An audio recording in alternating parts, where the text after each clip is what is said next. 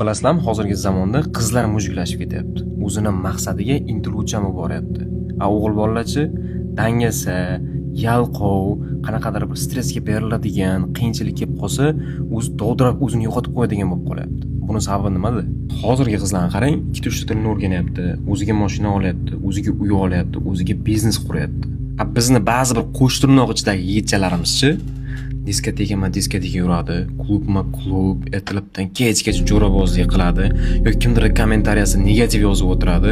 Arzimaga qanaqadir bir mas'uliyatli ish kelib qolsa, darrov stressga tushib dovdirab qoladi. Bunaqa bo'lishining asosiy sababi komfort zona.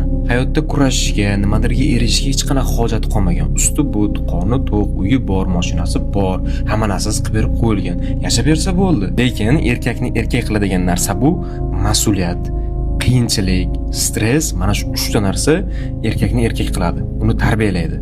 Qizlar esa bularning hammasini ko'rib, bilib turibdi.